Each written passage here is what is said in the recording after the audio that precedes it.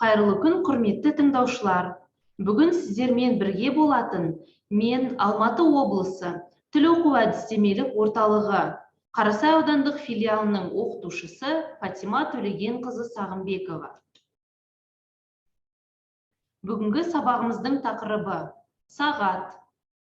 Грамматикалық тақырып сыз, сіз, болымсыз жұрнағы. Жаңа сөздермен таныс болыңыздар. Күлімсіреп тұрған адам бейнесі. Жарнама. Жағымды. Біріншіден. Екіншіден. Жабу. Нақты. Мезгіл. Жаңа сөздерді жаттап алыңыздар. Келесі оқылым тапсырмасы. Бірге дауыстап оқиық. Сағат орнындағы жаңбыр. Бразилиядағы Пара қаласының тұрғындары уақытты теледидар мен радиодан емес, жаңбырдың жауғанына қарап біледі. Себебі осы қалада жаңбыр нақты тәуліктің бір мезгілінде жауады екен. Жарнамадағы сағат. Әдетте жарнамаларда сағат тілдері 10-нан 10-ды немесе 8-ден 20-ны көрсетеді. Неге десеңіз, біріншіден сағат тілдері жарнамадағы сөздерді жаппайды. Екіншіден 10-нан 10-ды көрсететін сағат тілдері күлімсіреп тұрған адам бейнесіне ұқсас. Ал бұл сатып алушыға жағымды әсер етеді екен.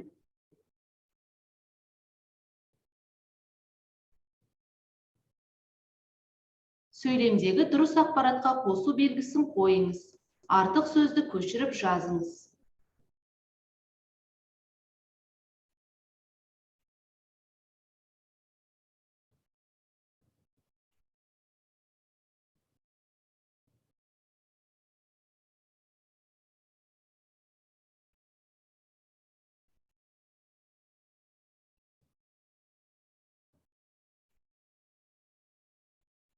Тексеріңіз. Пара қаласы Бразилияда орналасқан. Дұрыс. Пара қаласында жаңбыр күнде жауады. Дұрыс емес. Жаңбыр нақты тәуліктің бір мезгілінде жауады. Дұрыс. Егер жарнамада сағат көрсетілсе, оның тілдері 10-нан 10 минут кеткенін немесе 8-ден 20 минут кеткенін көрсетеді. Дұрыс. Келесі ақпараттар қай мәтіндерге сәйкес? Нөмірлерін қойыңыз.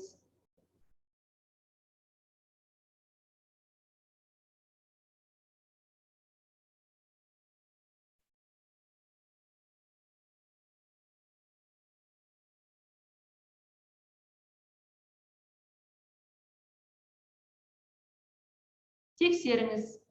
Сағат 10-нан 10 минут кеткенін көрсетеді. Екінші мәтінге сәйкес. Тропиктік елдерде жаңбыр көп жауады. Бірінші мәтінге сәйкес.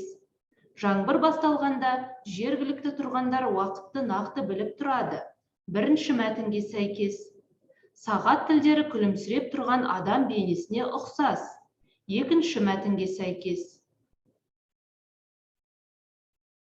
Келесі грамматикалық тақырып. Сыз, сіз, болымсыз жұрнағы. Есім сөздердің түбіріне сыз, сіз, болымсыз жұрнағы тікелей жалғанады. Мысалы, біз кинотеатрға оларсыз бардық. Ертең күн желсіз болады.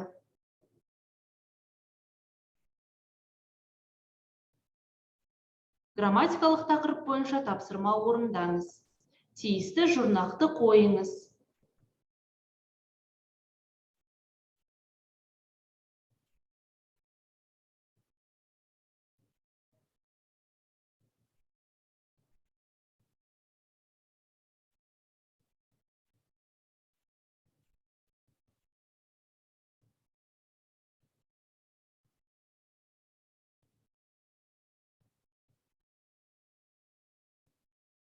Тексеріңіз.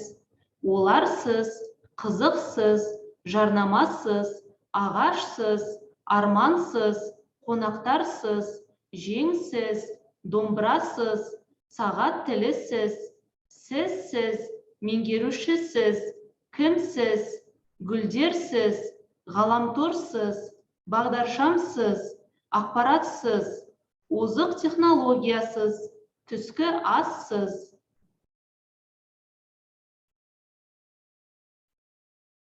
Құрметті тыңдаушылар, осымен сабағымыз аяқталды.